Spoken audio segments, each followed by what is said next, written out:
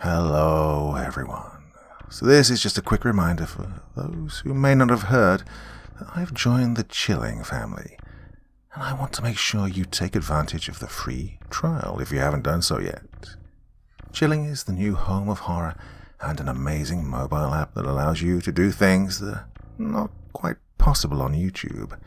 Chilling has hundreds of amazing stories, almost in the thousands now, and these are sorted into curated playlists, and if you want, you can create your own. We give you so much flexibility to listen to things just the way you want.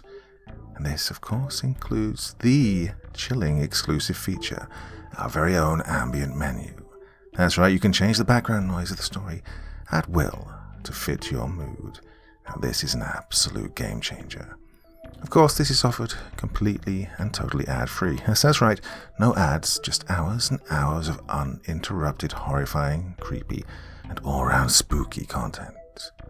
Well, I couldn't be more excited to have the opportunity to be a part of this journey, and I really hope you can join us. So, download now and start your free trial today. Click the link in the description below or simply search for Chilling in the App Store. It's time to sit back and relax with your favorite drink and listen.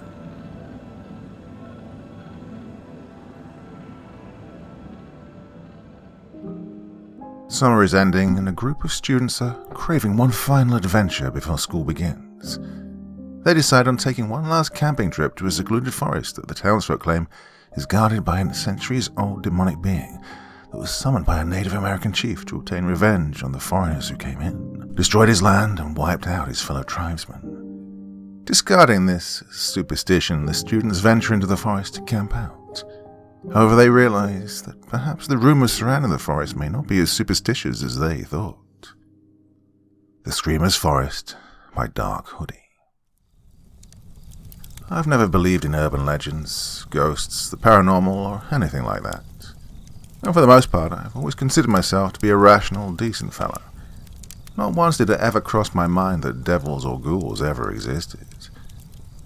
Ironically enough, the small old town I grew up in was chock full of them. I honestly couldn't believe how ignorant the people in my town were. Oh, they believed anything and everything that seemed like a logical fallacy, and they embraced it wholeheartedly. They believed in healing rituals, dream catchers, and magical spells. Yeah, my town was the epitome of superstition. Yes, as I said, they were all very ignorant to modern science. There were several legends surrounding my little town, including stories involving a woman seen weeping on a lonely road dressed completely in white, and cries of pain being heard from an unknown source at a location where there was a very severe car accident and several people were killed. And in all my years of being in this place, not once have I seen a lady crying in white or heard the groans of ghosts who died in the area. Naturally, I had begun to question these claims and ultimately concluded them to be false. Yet the townsfolk told these stories as if the things had happened to them personally, which I highly doubt. But there was one legend in particular that had everyone terrified, and for this reason no one dared to enter the forest at night. My grandfather had informed me of this legend.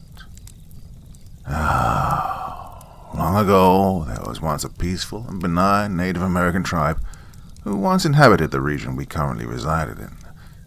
They had respected their land and one another and treated any guests with the utmost respect. When early European settlers entered their territory for the first time, the compassionate tribe welcomed their new visitors warmly, instructing them on how to raise crops and hunt for game. Well, subsequently the Europeans repaid their services with cruelty, destroying their lands, spreading disease into their families, and selling their tribesmen for a profit to other settlers. And to their horror, the tribe felt helpless as the Europeans arrived in vast numbers, violating their once sacred land.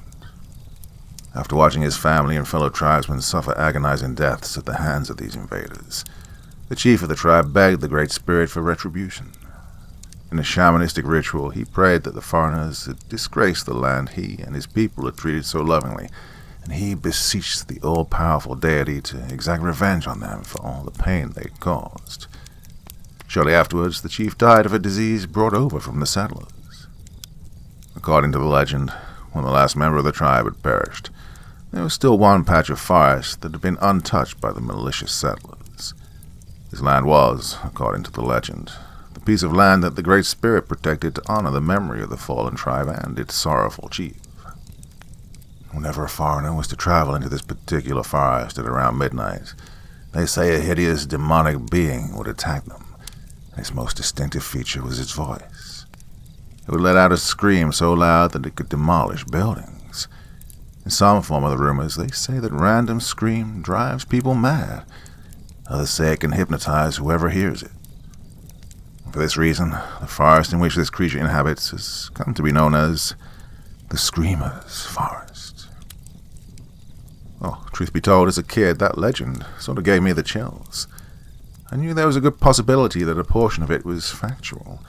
After all, I'd read several books detailing the accounts of Native Americans, and in their own words, describing the horrors of seeing their once sacred land wither away to nothingness. Although I felt pity on the tribe, I don't think there was a demonic spirit protecting their land, as the legend claimed. Or so I'd indicated. Oh, my friends Frank, Joe, and Phil and I, we loved a good scare. We'd often pull pranks on various denizens of my town due to their strong belief in the supernatural. Not ones that were too serious, just silly ones. Even though we knew it was all fabricated, we enjoyed hearing tales of ghosts and demons. Well, when the summer was ending, we decided to do one final activity to finish off the season. We'd be heading off to college again very soon, so we knew we wouldn't be having fun for a while. We decided on going on a camping trip. Well, we couldn't go too far, so we settled on a campsite around our town. Just to add an extra scoop of excitement, we decided to rent a cabin right in the middle of Screamer's Forest, where the entity reportedly lurks. The next day, we packed up our food, clothing, and materials for the trip. When we drove towards the campsite, we laughed and joked around about our daily lives and occasionally made cracks about the silly urban legends surrounding this forest. Well, finally, after about an hour, we made it to the forest. Well, in all honesty, it was a very tranquil forest. Because of the townsfolk being scared shitless of the legend, we had the entire forest to ourselves. We heard the birds singing their colorful songs, all the creatures of the forest scurried along the trees and grassy floor, and the air had a cool, refreshing breeze. For a moment I had no idea just what in the world had everyone terrified of this place. Well, quite frankly, it was one of the most beautiful places I'd ever seen. I wouldn't have minded living here. My friends and I unpacked our belongings and set up camp. The camp itself, although a little run down, was very cozy and comfortable. There was an upstairs bedroom where 4 people could sleep, just enough for the 4 of us. After the labor was done, we all went out and explored the forest. God, it was filled with wild flowers, colorful critters, and a lake that sparkled in the sun. It truly was a sight to behold. There was no photograph or image online I've seen that made this particular area look bland. Well, we were having a lot of fun, so it was only natural that we didn't notice the time. The sun had begun to set, and the water turned from a crystal blue to a more purplish color. We decided to head back and sit around the campfire before turning in. As we sat around the fire, still laughing and joking, we began observing our surroundings. Well, in the daylight, the forest seemed tranquil and peaceful, but at night it began to appear a little unsettling. The dancing flames in the center of our campsite illuminated the trees, making them appear like fiery monsters. I suppose the macabre scenery provided Frank with a little ghoulish inspiration, because he suggested, "Hey, what do you guys think of that legend?" That suddenly triggered a series of oohs and chuckles from the guys. Yeah, they knew the story well. It was a popular one indeed. We began chattering about the Screamer, and what we thought it looked like, what it did, and what could possibly have caused all of this commotion over it. Just when it began to get entertaining, the flames began to die down. We all groaned because we liked this conversation, and we were in the perfect environment for it. Ah, fuck. Right when it was getting good, moaned Frank, rolling his eyes and sighing heavily. Yeah, added Phil, picking up a stick on the floor and throwing it at the flames as if it were going to bring it back. Yeah, this sort of shit happens all the time when things get good. Settle down, guys, I said, standing up, pulling my hoodie over my shoulders and reaching for the flashlight that we'd packed for the trip. I'll go get some wood. My friends all nodded their heads and exchanged words of agreement as I wandered my way into the dismal, lonely forest. And truthfully, I don't know just what the hell possessed me to go and get some firewood in the dead of the night. Perhaps it was due to the fact that I still feared the legend of the Screamer, and I sort of wanted to prove to myself that it wasn't real. Now, of course, that wouldn't be a hard thing to do because I didn't believe any of that rubbish. But that fear was still there, you know. That fear in which you think, it's okay, I've got it under control. But then you realize you're just trying to convince yourself that everything's going your way. In reality, you have no idea what the hell would happen, and you're scared stiff. I slowly marched my way deeper and deeper into the forest, looking for sticks and twigs to toss into the fire. I bent down to snatch up a few from the grassy, muddy floor. And that's when I heard it. That sound, that groaning. When I was picking up the shrubs and sticks, I heard something like a groan. No, not a menacing groan, more like a groan that sounded as if it were in pain. A wail someone would make if they were recovering from a stomachache or a broken bone. I suddenly stood up straight, and for some reason I instinctively shut off my flashlight. I suppose it was because I didn't want whatever was making that eerie groaning noise to detect me. The groaning continued for a moment. It sounded distant, but still loud enough to be heard. My eyes slowly scanned the forest from left to right, trying to see if my eyes could catch some sort of movement in the darkness.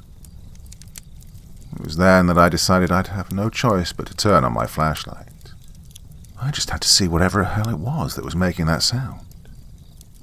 So I slowly lifted up the flashlight and flicked it on.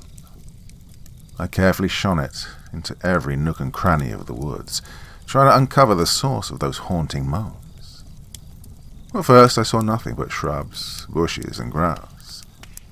And suddenly, I caught a glimpse of a tall, lanky figure in the shadows. I redirected my light towards a spot where I'd seen it standing, and indeed, I'd seen correctly. At first I didn't know what I was looking at. If I could describe it, it appeared to be a very tall, thin being with pitch-black skin. On their head I could visualize something that appeared to be long, snake-like hair. Their fingers were long and branch-like with long claws at the end of them. The most disturbing detail on this being, though, would have to be its eyes. Its eyes were glowing a fire-engine reddish color, appearing vile, evil, and menacing. Its face lacked a nose and a mouth, or at least it seemed to be. Its head seemed to have been twisted in an impossible manner, as if something had tried to snap its neck or something. What was this thing? Was it even human? Was it some unknown species of animal, an alien? Or was it someone playing a joke? I simply kept my flashlight anchored on the being, just watching as it stood there blending in with the darkness of the forest. I then saw it take a very subtle step towards me. I felt myself flinch when it did that because by now I'd begun to get uneasy and then I heard that pained groan once again. And that's when I realized that the groaning was coming from this thing. The monster groaned again, and this time more prominently than it initially had. I shone my light in its face, trying to get a better glimpse of it. And when I did, I saw its long, lanky arms slowly reaching up to its head. It moved its arms slowly and agonizingly, as if it didn't want to take any sudden moves. It then grabbed its face and gruesomely turned its head to the correct position. God, I heard the bones in its neck cracking and snapping as it shifted its neck and head. The monster then slowly stood up straight, its eyes now completely focused on mine. For what seemed like an eternity, the being and I just stared at each other, my light still shining on its face. It just stood there, panting slightly and peering into my soul. I remember my eyes shifting from left to right, not knowing what to do at this point. And then something both odd and frightening occurred. The monster seemed to lean forward a little, just a little. And then, when it did that, a powerful wind gust, practically hurricane force, began whipping me from behind, almost knocking me off my feet. As the wind lashed at me, I glimpsed at the monster once again. Now it was slowly beginning to lean backwards once more. What was it doing? Was it trying to suck me in? Finally, the wind ceased. I managed to regain my balance and catch my breath. And then, one last time, I gazed at the demon in front of me.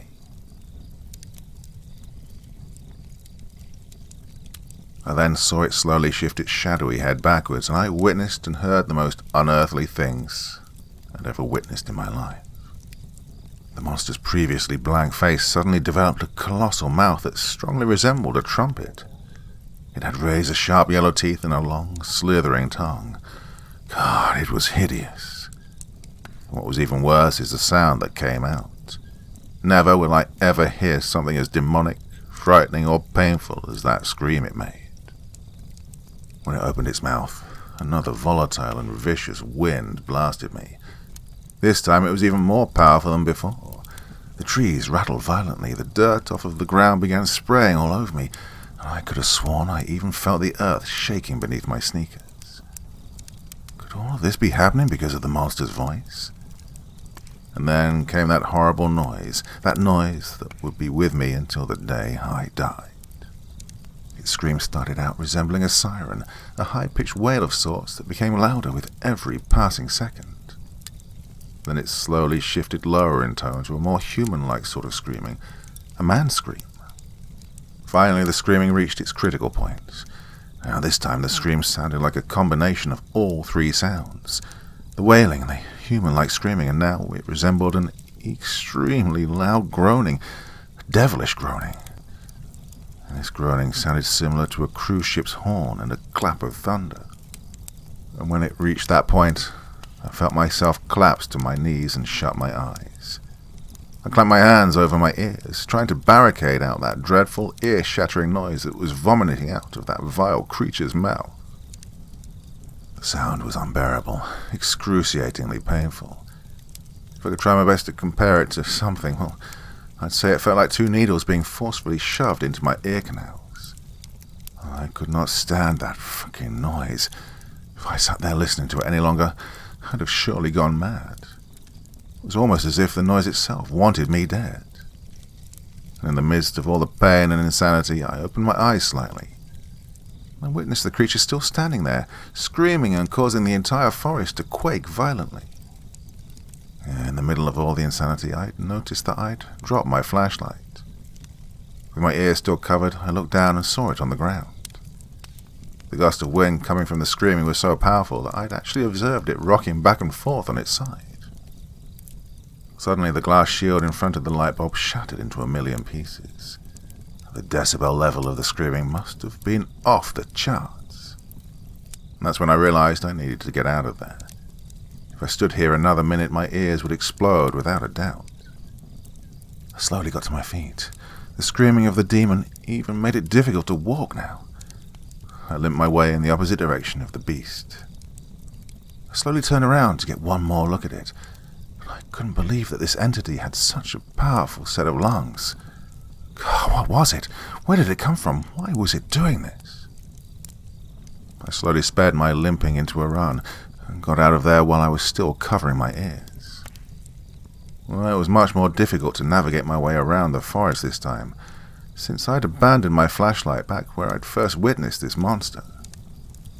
Finally, just as mysteriously as it had come, the high winds and the piercing in my ears suddenly ended.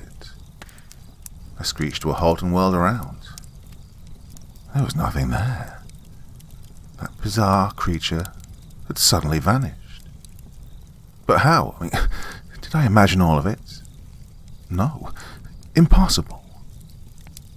I took advantage of this momentary silence and immediately dashed through the forest to locate my friends and try to get the hell out of there. For about 5 minutes, I frantically sprinted through the woods, searching for signs of our campfire illuminating the darkness.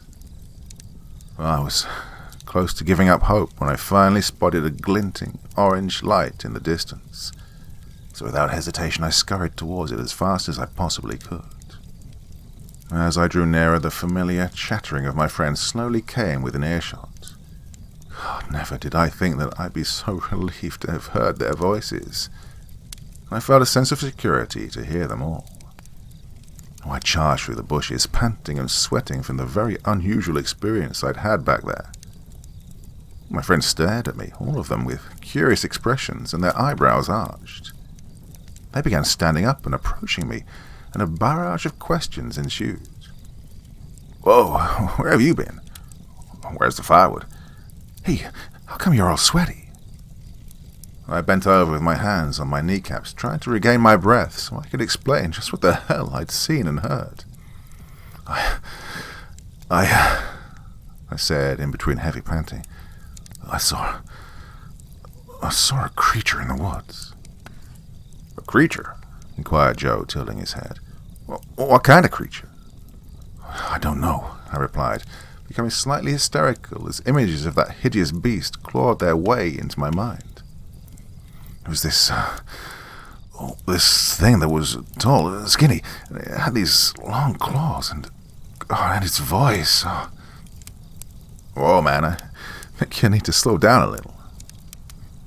I slowly shook my head and swallowed a lump in my throat. Didn't you guys hear that sound? That scream? My trio of friends all exchanged confused glances towards one another, and then they turned to me. Frank stepped forward to speak for them.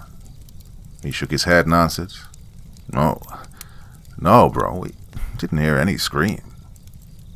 I was speechless. How could they not have heard that dreadful wail? There's no way I could have imagined it. No way at all. "Yeah, but," I stammered as my head turned towards the heavily forested area. It was so loud. I thought my eardrums were going to explode. How could you guys not have...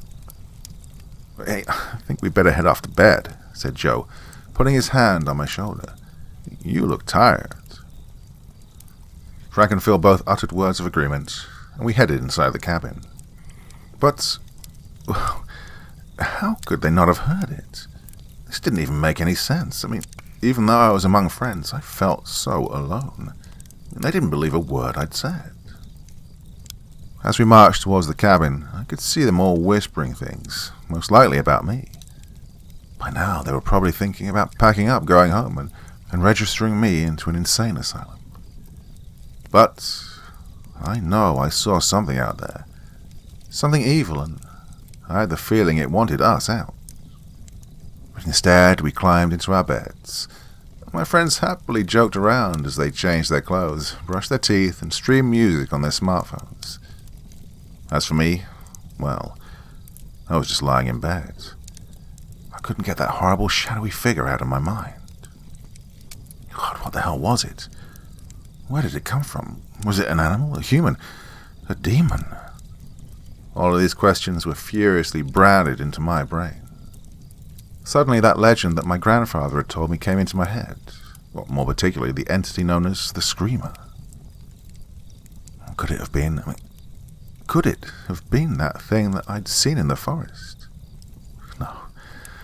No, that's crazy talk. That's just a silly urban legend to scare off the local kids. Or so I hoped. Finally, the guys finished up what they were doing and called it a night. Right before shutting off the light, they'd given me a few words of confidence, and they said everything would be better in the morning. Those poor souls.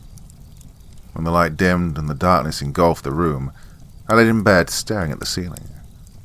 I still couldn't get that thing out of my head. That screaming, that horrible screaming, was still ringing violently in my ears. As I gazed at the ceiling, I lost track of time. By now, I'd started hearing my friends beginning to snore quietly. But I, on the other hand, was wide awake with my thoughts racing. I then sighed heavily and began to slowly calm down. I know that what I'd seen in the forest was unquestionably an oddity, but lying in bed all night worrying about what it may have been certainly wouldn't do anything good for me. My nerves eased and I closed my eyes, trying to rid my mind of the thing I'd seen. Just when I'd slowly started to settle down, I heard something outside. My eyes instantly shot open, every muscle in my body tightened, and my eyes swung from left to right. I even held my breath, trying to see if my ears weren't playing tricks on me. But yes, I'd heard correctly. I heard groaning. Oh, that familiar groaning from the forest. I felt a knot in my stomach. A chill slithered down my spine.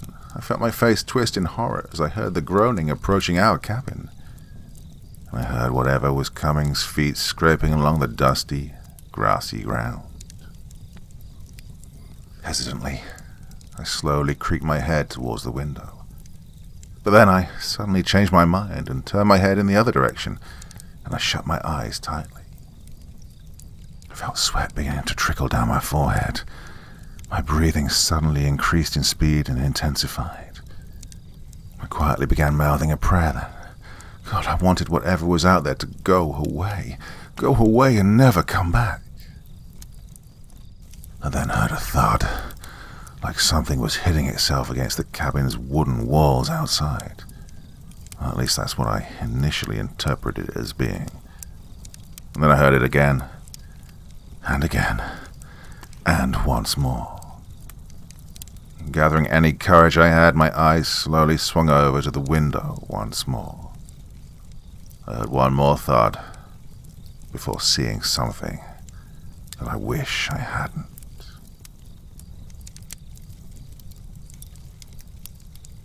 I saw a large, clawed hand appear at the window. I gasped and I threw my sheet over my face, trembling like a leaf. Then suddenly I heard the window shatter violently. I threw the sheets off of my face and I looked, and there it was. A hideous demon from the forest stood on top of the broken glass, its crimson eyes glowing brightly in the darkness. My friends shot up from their beds, staring at this entity in disbelief. "What the fuck is going on?" I heard Phil shriek. "What is this?" I recalled Frank crying out. The screamer's cold, evil eyes slowly scanned the room, and its eyes landed on Joe. It slowly turned its head towards him. As it did, I heard the bones in its neck snapping and crunching multiple times. I just sat there in my bed, paralyzed with fear and disbelief. And for a moment, just a brief moment, I wanted to scream out. "See? I told you I fucking saw something." That thought was quickly intercepted by what I would see next. And what I would see happen to Joe will be forever engraved into the memory banks of my mind. Quicker than a bolt of lightning, the screamer leapt on top of Joe's bed and snatched his neck.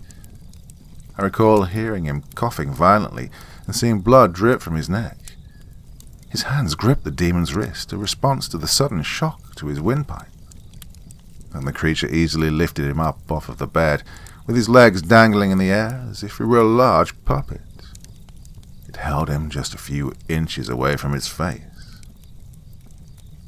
Then the screamer leaned its head back, took in a deep breath, and it wailed right into Joe's face. Just like before, it had started out like a siren, then a human's wail, and then a low, ominous moaning.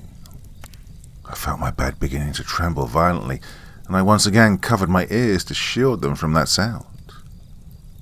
My eyes shifted to Joe, just to see what was going on. I couldn't believe what I was witnessing. The demon's screaming was so loud that I saw the flesh on Joe's face beginning to peel off.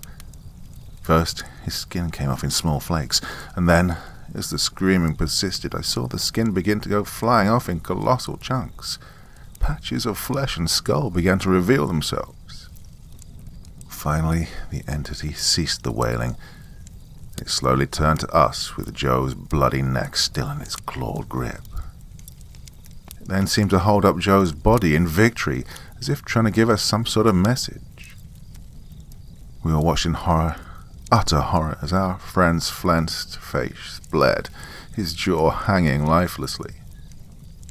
The screamer then tossed his body aside as if it were a rag doll, and then it turned to us, its next victims. Frank and Phil both bolted for the door, and I did the same. The three of us dashed out of the room, into the hallway and down the stairs. As we sprinted down the steps, we heard that wail starting up again. The screaming shook the entire cabin, causing chunks of wood to fall off of the ceiling and the windows to rattle violently. Trying our hardest to resist the overwhelming pain of this intense shriek, we sprinted out of the cabin, leaving behind everything, and dove into the car. Frank hopped into the driver's seat, Phil jumped into the passenger seat, and I got into the back. My friend jammed the key into the ignition, and the car's engine roared to life. Without hesitation or minding the protocols of operating a vehicle, Frank slammed on the acceleration and sped out of there as fast as the car could go. I remember that right before the cabin vanished out of sight, I gazed back to stare at it. I saw the screamer crawl out of the entrance door, and its head shifted rapidly from left to right, searching for us. Just before disappearing into the darkness, I saw the demon's burning red eyes stare at us, driving away. We all gasped and breathed sighs of relief, thankful that we'd gotten out of there alive. "Christ," uttered Phil, placing his hand on his chest and panting heavily. "What the fuck was that?" "I don't know," replied Frank, keeping his eyes on the road. "But I'm sure as hell not going to stay and find out." You see," I said, still trying to catch my breath. "I told you there was some weird shit out in the forest." Neither of them responded. I suppose they didn't want to admit that they were wrong. I shook my head and continued breathing heavily, and then my eyes shifted to the rear-view mirror. To my surprise and horror, I saw the screamer come sprinting right up behind us at a remarkable breakneck speed. I whirled around and I saw its fire engine red eyes. Our car's taillights made them glow like cinders in a flame. "Oh shit," I cried as I observed the demon coming in close. My two friends turned around to see it too, and then Frank stepped on the gas. "Get us the fuck out of here," screamed Phil as his eyes remained anchored on the screamer. Well, for a moment it appeared as though we would actually outrun it. The screamer seemed to slow down for a minute, still keeping up, but at a further distance than it initially was traveling. Just then, though, it jumped high into the air, disappearing from sight. "Where the hell did it go?" asked Phil. We both began searching carefully for it, trying to see where it may have gone. Silence. Absolute silence. Our car roared down the path, and for a moment all seemed serene and tranquil. I took a glance at Frank, and I observed his worried face and eyes locked onto the road in front of him. Phil frantically looked from left to right, trying to spot the horrifying entity that was apparently stalking us. I turned once more, trying to see if I could make out where the screamer was in the faint light. But no, it was nowhere to be seen. How did we outrun it? Finally, I calmed down for a moment. Just a moment. I sunk back into my chair and I took a deep breath. Phil finally settled down into his seat. I could still sense the fear with my friends. We sat there speechless, probably because we were all too terrified to speak of what we'd just seen. But then, the worst came. The screamer suddenly landed on top of the hood of our car. The vehicle bounced wildly a single time, and then the demon's eyes were glowing that blood-red shade. An explosion of cries and profanity escaped from our lips as the monster peered at us inside. It then raised its long, slim arm, and its hand burst through the windshield, and it seized Frank's face. I could hear Frank's horrified, muffled screams as the creature's clawed fingers dug into his cheekbones. The car began swerving violently left to right as the monster impeded Frank's vision. I I could see my friend grab the screamer's wrist and try to desperately rip away the hand on his face. But as hard as he tried, the being was far too powerful for him. Finally, the screamer tore his hand away from Frank's face, only to leave a patch of fleshy, blood-stained skull and an eyeball dangling from a piece of flesh in its place. The creature roared that demonic growl for a second, and then it leapt off of our hood into a place where I couldn't see it, most likely in the trees. The car finally made another violent swerve towards the left, and it crashed right into the trunk of a huge tree. Shards of glass went flying everywhere, and the body of the car shook violently. "Shit," I groaned as I tore at the handle of the door to the left of me. "We gotta get the fuck out of here, man," I heard Phil shriek madly. We both opened our doors and went sprinting out of the car and went our separate ways. At this point, it was every man for himself. I darted into the dark forest, knowing full well the risks that came with being in there. The screamer could very well have been waiting for us in there, and it would pick us off both like flies. Sharp branches from the surrounding shrubs and bushes scraped at me as I scurried through the dense wooded area, away from the vehicle. As I dashed through, I couldn't help but think of Phil. Where had he run off to? Was he okay? Would it have been better if we'd stuck together? I then stopped for a moment to catch my breath. I bent over and placed the palms of my hands on my kneecaps and took deep breaths. For a moment, all seemed silent. Then, all of a sudden, I heard a blood-curdling scream that made my hair stand on end. I immediately stood up, perfectly straight, with my eyes wide and my mouth slightly agape. And to my horror, I recognized that voice. It was Phil's. At first, I heard just deranged, painful screaming, but then I began hearing some sort of bizarre groaning mixed in with those screams. I then heard Phil begin to urgently call my name, begging for me to come to his aid. But I didn't move. What in the fuck could I do besides get us both slain? So I just stood there, listening in horror as my friend was torn to shreds by this entity from hell. As the attack progressed, I could hear Phil screaming become more garbled and deranged, to the point at which he was just coughing and gasping, possibly then even vomiting. Until finally, the agonizing wails of my friend ceased. He was dead. I was now the sole survivor of this trip. I took a deep breath and quickly came up with a plan. Well, the car, although damaged from that crash into the tree, was still functional. In fact, I could still hear the engine rumbling. I'd bolt for the car and try to drive away as quick as I could. Well, I knew for a fact that the screamer was now hunting me. So I had no other choice. If I remained stationary, I'd die. I peered through a few bushes, and I could see the car still running, headlights still working okay, smoke slithering out of the tailpipe. And the engine was still rumbling. Gathering all of the strength that I could, I sprinted towards the vehicle.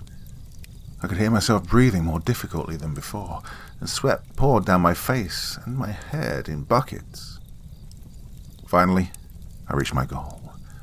I got to our car, and I could still see Frank's dilapidated corpse sitting at the driver's seat. God, his face was mutilated and atrocious. But I knew I didn't have time to feel grief over my lost friend, nor disgusted by the putrid wound left on him by that monster. So I grabbed his cadaver with one hand on the collar of his blood and sweat-stained shirt, and the other by his shoulder, and I yanked his body out of the car. I tossed it onto the side of the road and hopped into the seat. The cars were already in the ignition, so all I had to do was reverse it and get the fuck out of this hellhole. As I was in the process of backing up the car and rotating the wheel, I suddenly saw them from the corner of my eyes. Two burning cinder-like orbs staring at me from the dark treetops. Without hesitation, I slammed on the acceleration and took off at full speed. My hands trembled while they were on the steering wheel, and my eyes remained anchored on my rear-view mirror. I sat there praying as I drove, despite my agnostic beliefs. I needed to find comfort in something. I felt a cold grip of fear tighten around my neck, and my heart was racing as I saw the screamer's tall, lanky body come chasing after the car. I clenched my teeth, and my hands on the wheel tightened as I saw its eyes glowing malignantly, and it was coming closer and closer. I then witnessed it crouch down as if preparing to leap. I knew what I was going to do. It performed a mighty leap, similar to that of a frog's, towards the car. But I jerked the car quickly to the right, evading the creature. I saw it turn its hideous face in a somewhat flabbergasted manner, and then it tried another leap at me. Well, this time I swerved to the left, dodging its attack. Well, it went on like this for nearly 30 seconds, when suddenly the screamer stopped leaping at me. This time it simply sprinted up beside me. The car was going as fast as it could, so I couldn't get away. The screamer then lifted its long, skeletal-like arm and slashed at my door's window. An involuntary reflex made me put my arm up to defend myself. Oh, the demon's claws scraped my arm, and a sharp, stinging pain shot up through it. I cried out in pain and stared at the 3 massive claw marks that now served as my wound. Blood began oozing out of them. I shook my head. "Oh, fuck!" I screamed aloud as my hands got back on the steering wheel. The screamer then lunged at the side of my vehicle once more, and this time it slashed at my face. I cried out once again and clutched my face, feeling blood beginning to ooze through the slits of my fingers. Suddenly the screamer grabbed the car's door and tore it right off of its hinges. It began to reach out towards me. I jerked the wheel to the right and just evaded its grasp. Suddenly, the screamer stopped. I stared at it through my rearview mirror. It just stood there, tall, and staring at me in some trance-like state. I blinked, and I took deep breaths. Why had it just stopped? What had I done to make it cease its attack? As I sped down the road towards what seemed to be my escape, I suddenly felt it, that intense gust of wind and the loud, unearthly scream. I clenched my teeth and shut my eyes tightly as I braced for it. That scream once again caused my vehicle to rock from left to right, as if I were driving in some intense hurricane. The windows of the car, or what was left of them, began to rattle. It shattered the remains of the windshield, and the trees swayed violently back and forth. Dirt and rocks began flying into the air, and my ears stung in such pain. Well, finally, after what seemed like an eternity, the howling stopped. I took a deep breath and peered at my now cracked rear-view mirror. The screamer was nowhere in sight. My muscles relaxed, and I leaned back into my seat. I drove home as quickly as possible, just to get away from this place. I parked my car right outside my house, and I barged my way inside. I shut the door behind me, and I immediately collapsed onto the floor, exhausted and terrified by what I'd experienced. Oh, that thing, its long, slim body and its fire-red eyes, its hideous shrieks of terror. As I slowly drifted off to sleep, my final thoughts were questions regarding why it had happened, and why it had stopped. I thought about that legend my grandfather had told me long ago, and then it hit me. I'd got out of the patch of land that the screamer was assigned to guard. I survived simply because of a certain boundary. I now knew I would never venture into that forest again, because something was in there. A vengeful spirit or entity, protecting the land of a Native American tribe who had been treated so poorly.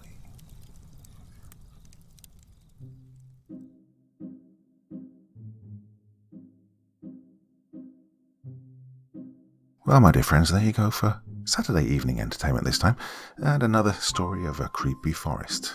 Well, if there's a lesson to be learned, it's listen to the legends. Don't mess with things you don't understand. Well, I hope you enjoyed that one. That was a lot of fun to record, and hope you had as much fun listening to it. Well, Christmas is coming. It's going to be a massive collaboration on my channel at some point in the near future. Me and a bunch of other storytellers working on a series of stories for your holiday fun, I guess. Anyway, that's enough for me for one evening. Back again very, very soon. Till the next time, my dear friends. Very, very sweet dreams, and bye-bye.